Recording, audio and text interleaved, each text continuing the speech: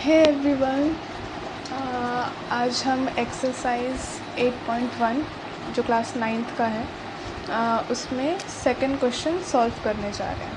ठीक है, इससे पहले वाली वीडियो मैंने अपलोड करी है क्वेश्चन नंबर 1 की। उसमें एक्चुअली मेरे से वीडियो रोटेट में डल गया है, तो आप मैनेज कर लेना। इस बार मैं ट्राई करूँगी कि वीडियो सीधी हो। तो देखते हैं। सेकंड क्वेश्चन में इसमें कहा गया है कि show that the diagonal of the square, actually diagonals of the square, ठीक है ना। Diagonals of the square are equal and bisect each other at 90 degree और राइट एंगल। तो इसमें एक बार पहले मैं आपको रफ समझा देती हूँ कि हमको प्रूफ क्या करना है। ठीक है, मान लेते हैं कि एक स्क्वायर है। ठीक है, इसमें कहा है show that the diagonal of the square. तो ये स्क्वायर हुआ ABCD। हमको शो करना है कि इनके जो डायगोनल्स होते हैं, यानी कि AC और DB, वो इक्वल होते हैं। माने कि अगर AC 5 सेंटीमीटर है तो DB भी 5 सेंटीमीटर होगा, है ना। AC is equal to DB। हमको पहली चीज़ प्रूफ करनी है, डायगोनल्स आर इक्वल, यानी कि AC is equal to DB। We need to proof that. दूसरा, are equal and bisect each other, यानी कि मान लेते हैं AC अगर एक डायगोनल है तो BC उस लाइन को AC को बाइसेक्ट कर रहा है इनटू 2 इक्वल पार्ट्स, यानी कि AO, इसको हम O ले लेते हैं, AO is equal to CO हो जाएगा। माने BC इस तरह से काटेगा AC को कि AC जो है 2 इक्वल पार्ट में डिवाइड हो जाए, यानी कि AO is equal to CO हमको प्रूफ करना है। और दूसरा, AC भी इस तरह से काटेगा DB को कि ये भी 2 इक्वल पार्ट्स में डिवाइड हो जाए, यानी कि DO is equal to BO। और फिर तीसरा है, इस तरह से काटेगा कि जो बीच का एंगल है वो 90 डिग्री हो जाएगा, यानी कि AC को BD ने ऐसे काटा कि यहाँ पे 90 डिग्री बन गया। और अगर ये 90 डिग्री है तो मतलब इसको भी काटा तो ये भी, इस एंगल इसने काटा तो 90 डिग्री बन गया। सिमिलरली इसने भी काटा होगा, तो मतलब इन शॉर्ट काटा इस तरह से कि 90 डिग्री बन जाए ऑल, है ना। तो हम किसी एक एंगल को भी 90 डिग्री प्रूफ कर देंगे तो बाकी ऑटोमेटिकली हो जाएगा, वो आपको आगे समझ में आ जाएगा।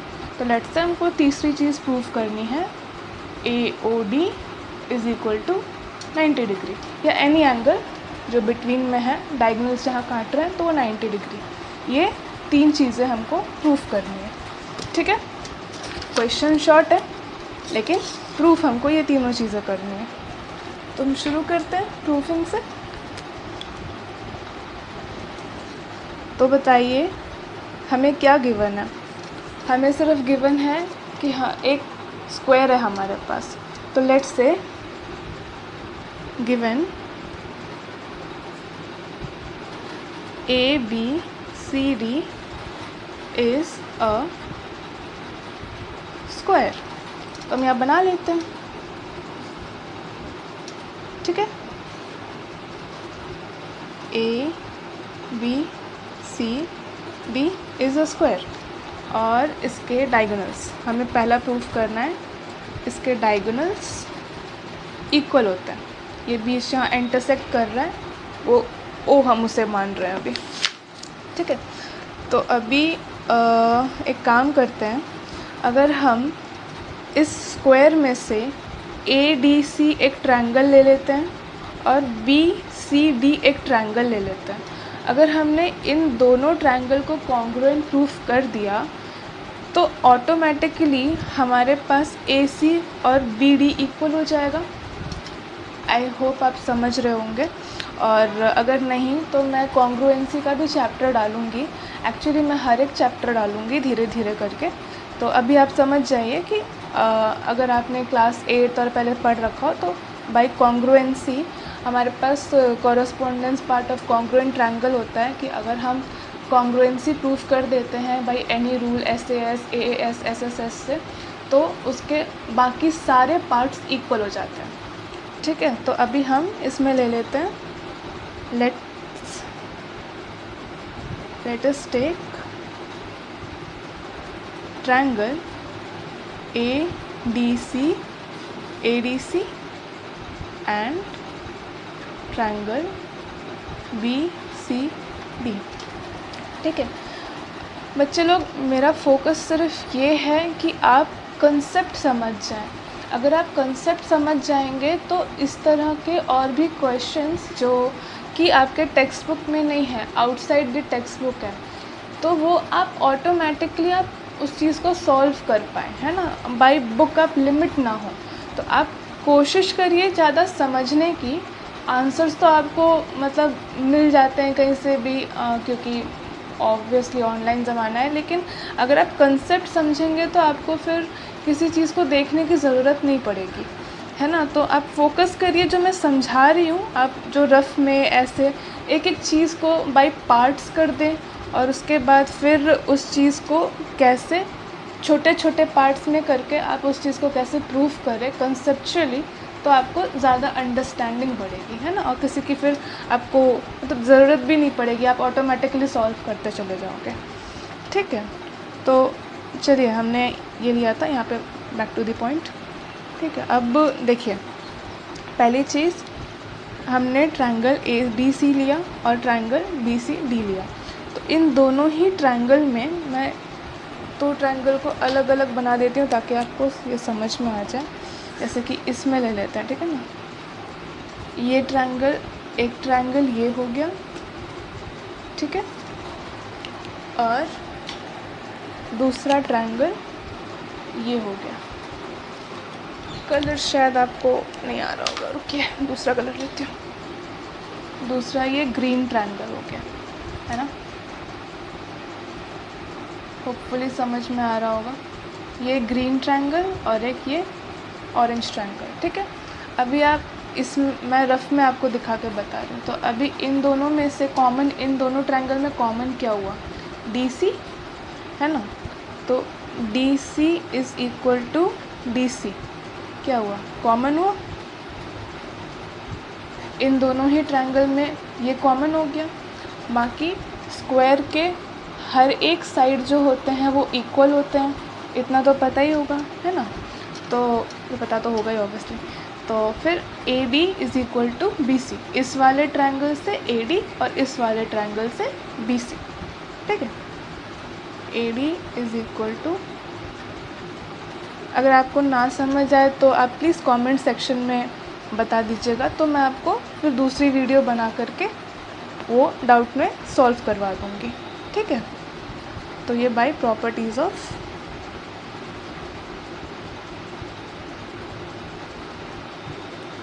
स्क्वायर, है ना। स्क्वायर के सारे साइड इक्वल होता है, ये भी लिख सकते हैं side of square are equal, है ना। और फिर स्क्वायर के हर एक एंगल 90 डिग्री के होता है ना, ये 90 हो जाएगा, ये 90, ये 90, ये 90, है ना। तो फिर इस वजह से इस वाले ट्रायंगल में, ग्रीन वाला ट्रायंगल देखिए, इसमें एंगल ADC, है ना, angle ADC is equal to, अभी ऑरेंज वाले ट्रायंगल में देखिए BCD, है ना, BCD। तो ये वाला एंगल हो जाएगा ना दोनों इक्वल, तो फिर एंगल BCD, है ना। स्क्वायर के एंगल्स क्या होता है, एंगल ऑफ स्क्वायर 90 डिग्रीज, है ना। तो अब क्या हो जाएगा, by SAS both triangle are congruent, है ना। So by SAS triangle ABC is congruent to triangle BCD। अब अगर ये ट्रायंगल इस ट्रायंगल के कॉन्ग्रुएंट हैं, तो अब इसके जितने भी पार्ट्स हैं और जितने भी एंगल हैं वो ऑटोमेटिकली इस वाले ट्रायंगल ADC के हर एक साइड और हर एक एंगल ऑटोमेटिकली इक्वल हो जाता है। इसे क्या कहते हैं? CPCT, corresponding part of congruent triangle. ठीक है, तो अब अगर बताइए कि अब ये दोनों ट्रायंगल इक्वल है तो बाय CPCT BD जो इस ट्रायंगल का ऑरेंज वाले ट्रायंगल का पार्ट है BD वो इक्वल हो जाएगा ग्रीन वाले ट्रायंगल का जो पार्ट है ADC जो ट्रायंगल है उसका AC।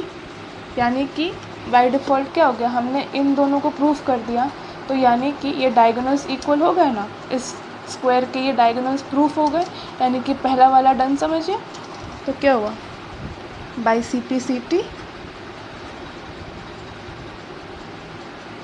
AC is equal to BD, पहला वाला प्रूफ हो गया। अब दूसरा वाला क्या कह रहा है कि हमें, ओके साफ कर देती हूँ ताकि वो समझ में आ जाए। ओके,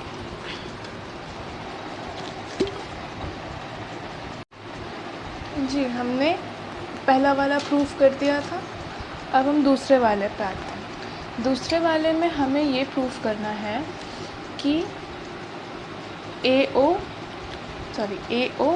और CO है ना, ये दोनों इक्वल है, और DO और BO ये दोनों एक दूसरे के इक्वल है। ठीक है, तो अब इस चीज़ के लिए हम एक काम कर सकते हैं, हम ये ट्रायंगल ले लेते हैं ब्लू वाला, यानी कि AOB, और दूसरा एक ले लेते हैं ट्रायंगल DOC है ना, ग्रीन वाला, ये ग्रीन वाला ट्रायंगल। ठीक है, ये मैंने कलरिंग इसलिए की है ना ताकि आप कंसेप्चुअली क्लियर हो पाए। वैसे तो मतलब इसलिए मैं रफ़ में कर रही हूँ। ये स्क्वायर है, स्क्वायर में मैंने इस तरह से लिया है ताकि आप देखते ही आप समझ पाओ कि मतलब क्या कहना चाह रहे हैं। AO BO ऐसा करते करते क्या होता है कि लोगों को समझ ही नहीं आता है, तो इसलिए मैंने कलरिंग करी है ताकि आप देखते ही समझ जाओ कि मैं क्या बोलना चाह रही हूँ, है ना। तो अब दूसरा वाला प्रूफ करते हैं। ठीक है, इसमें हमने लिया, let us take triangle AOB and triangle DOC। ठीक है, अभी आप देखिए इन दोनों ही ट्रायंगल में AB और DC इक्वल होंगे। इक्वल क्यों होंगे? क्योंकि स्क्वायर के हर एक साइड इक्वल होते हैं, है ना। तो AB is equal to DC। ठीक है, side of square are equal, है ना, या प्रॉपर्टीज ऑफ स्क्वायर भी लिख सकते हैं। Side of square are equal. ठीक है, इसके बाद हम ये ले सकते हैं कि एंगल्स जो है, सॉरी एक सेकेंड ना, होल्ड करिएगा।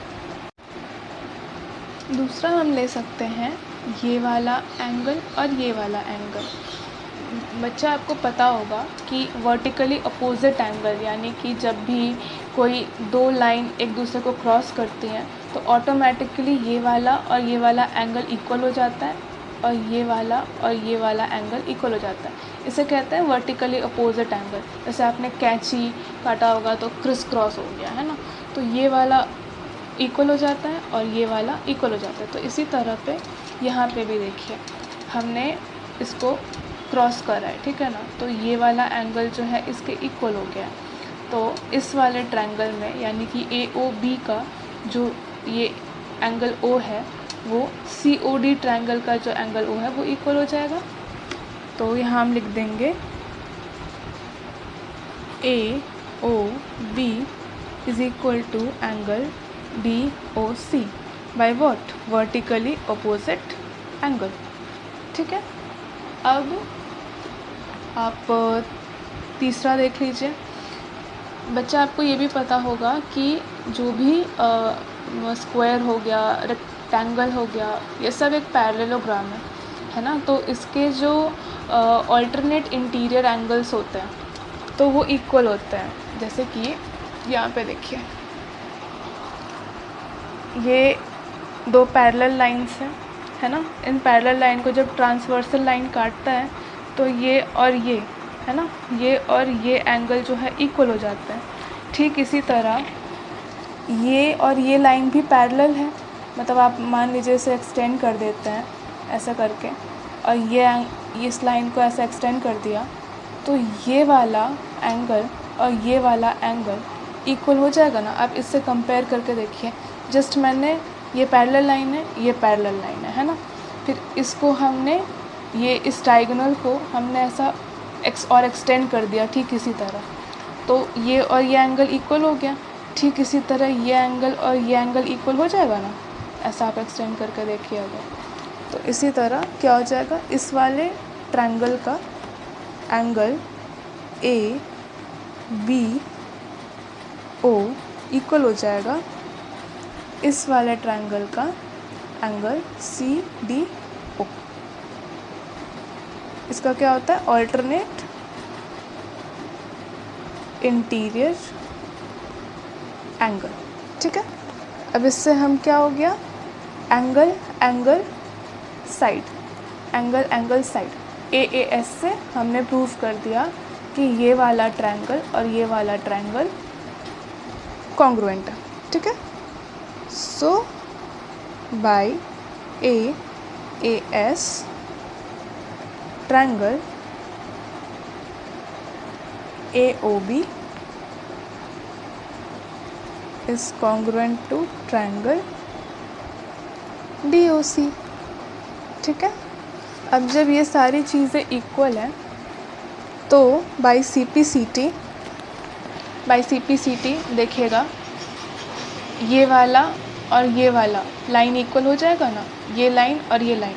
देखिए ये वाला एंगल यहाँ है, तो इस साइड का ये वाला और ये वाला CPCT से इक्वल हो जाएगा, और सिमिलरली ये वाले लाइन का ये और ये, इस ट्रायंगल का ये और इस ट्रायंगल का ये, है ना, इक्वल हो जाएगा। समझ गए? तो फिर हम लिख देते हैं बाय CPCT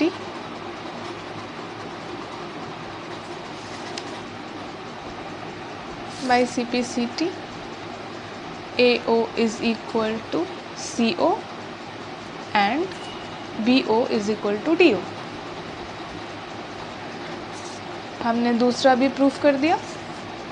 ठीक है, अब तीसरा, है ना, तीसरा करने के लिए हमको क्या करना पड़ेगा, तीसरे में हमको ये प्रूफ करना है कि ये जो स्क्वायर है ना, ये जो स्क्वायर है, ये इस डायगोनल को, ये डायगोनल ऐसे काट रहा है कि यहाँ पे 90 डिग्री बन जाए, इधर 90 डिग्री बन जाए, 90 बन जाए, 90 बन जाए, मैंने कि जहाँ जहाँ पे इसने काटा है वो जो चीज़ें हैं वो 90 डिग्री बन जाए। ठीक है, तो हम एक काम करते हैं, किसी भी एक एंगल को हमने 90 डिग्री प्रूफ करना है। ठीक है, तो हम ये वाला ट्रायंगल और ये वाला ट्रायंगल, दो ट्रायंगल ले लेते हैं, माने कि ABCD।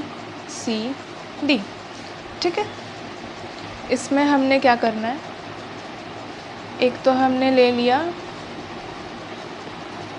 BOC और दूसरा हमने ले लिया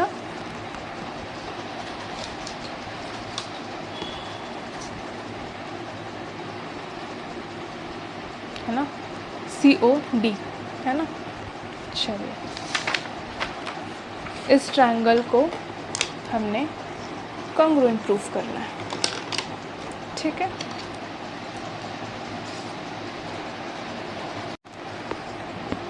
ठीक है, तो थर्ड के लिए हम शुरू करते हैं।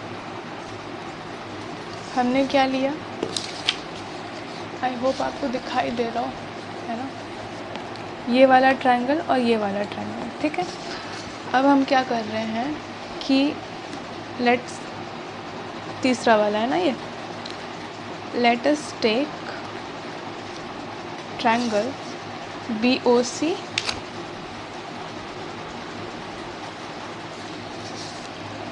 और ट्रायंगल COD। ठीक है, इन दो ट्रायंगल को हमको कॉन्ग्रुएंट प्रूफ करना है। तो पहला तो मेरे ख्याल से सबको पता ही होगा कि हमें क्या करना है, BC is equal to DC, है ना, क्योंकि स्क्वायर के हर एक साइड क्या होता है, इक्वल होता है। So BC is equal to DC, side of square are equal.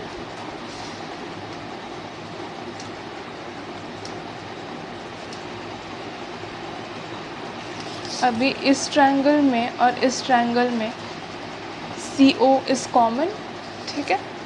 So CO is equal to CO, है ना, कॉमन। और तीसरा क्या ले लें, हमने अभी अभी जस्ट प्रूव किया कि ये और ये इक्वल है ना। तो इस वाले ट्रायंगल में और इस वाले ट्रायंगल में BO is equal to DO लिख सकते हैं बाई CPCT, और या फिर हमने जस्ट इक्वेशन 2 अभी सेकंड में जो प्रूफ करा है ना। तो देखो BO is equal to DO, है ना, बाय CPCT, है ना। यहाँ पे प्रूफ करा था ना हमने, सॉरी यहाँ प्रूफ किया था ना, BO is equal to DO। आप इसको चाहो तो ऐसा 2 मान लो, तो इस जगह पे हम लोग बाई 2 भी लिख सकते हैं, ठीक है ना। तो अब क्या हुआ, ये तीनों के लिए तीनों साइड्स आर इक्वल, तो बाई SSS, है ना, triangle BOC is equal to triangle COD, है ना। अब देखिए कि जब ये ट्रायंगल और ये ट्रायंगल इक्वल है, ठीक है, तो ये वाला एंगल इसके इक्वल होगा कि नहीं होगा, बाई CPCT ये वाला एंगल और ये वाला एंगल इक्वल हो जाएगा। सो बाई CPCT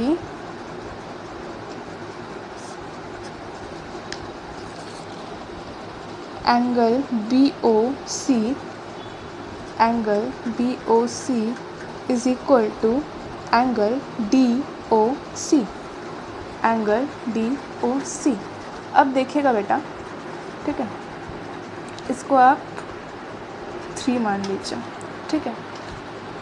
ये वाला और ये वाले में से हमने ये और ये एंगल को तो बता दिया कि by CPCT both are equal.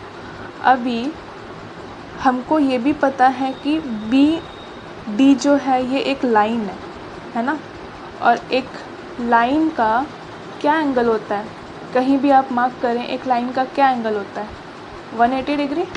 तो इस लाइन पर अगर हम यहाँ मार्क कर रहे हैं तो इस पूरे का क्या होगा, इस एंगल को और इस एंगल को हम प्लस करेंगे, ऐड करेंगे, तो क्या होगा, 180 डिग्री होगा, ठीक है। एक तो ये और ये इक्वल है और इन दोनों को मिला करके इस लाइन का 180 डिग्री हो रहा है। तो angle BOC plus angle DOC is equal to 180 degree. दोनों इक्वल है और दोनों को मिला करके 180 डिग्री है, तो इसको लिखें या इसको लिखें, दोनों तो बराबर ही है। तो BOC और इसके इक्वल है, तो हम इसको इससे रिप्लेस कर सकते हैं, यानी DOC की जगह पर हम BOC भी लिखें तो कोई टेंशन की बात ही नहीं है, क्योंकि बोथ आर इक्वल। सो यहाँ हम 4 लिख देते हैं, from 3 and 4 angle BOC plus angle BOC is equal to 180 degree, two angle BOC is equal to 180 degree और angle BOC is equal to हो जाएगा। सो हमको पता चल गया भाई कि BOC जो है वो 90 डिग्री है ना, और since BOC is 90 that means BOC एक एंगल को हमने प्रूव कर दिया दैट इज़ 90 डिग्री, और ये एंगल और ये एंगल इक्वल है तो दूसरा भी 90 डिग्री हो जाएगा। That means angle BOC is equal to angle DOC is equal to 90 degree from 3, और फिर अब ये 90 डिग्री है तो वर्टिकली अपोजिट एंगल भी 90 डिग्री हो जाएगा, इसका वर्टिकली अपोजिट एंगल भी 90 डिग्री हो जाएगा। सो आप लिख सकते हैं so by vertically opposite angle all, या आप लिख दो angle BOA is equal to angle BOC is equal to BOA and DOA are also 90 degrees, है ना। सो हमने प्रूफ कर दिया कि तीसरा वाला भी कि ऑल आर 90 डिग्री। अगर हम एक भी एंगल को 90 डिग्री प्रूफ कर दे तो यही इतना ही सफिशेंट है, बट मैंने ऐसा आपको कंसेप्ट क्लियर करने के लिए आपको बता दिया कि मतलब वर्टिकली अपोजिट एंगल से भी आपने मतलब सबको आपने प्रूफ कर दिया। सो हेंस मुझे लगता है कि होपफुली आपको समझ में आया हो। अगर आया हो तो आई विल बी, मतलब मुझे बहुत खुशी होगी कि किसी को भी हेल्प हो रही है मेरी वजह से। और अगर आपको कोई भी डाउट हो तो आप मुझे बस कमेंट सेक्शन में बता दीजिएगा, तो मैं उसके भी सल्यूशन आपको अच्छे से समझा के उसकी वीडियो बना दूँगी, है ना। Thank you.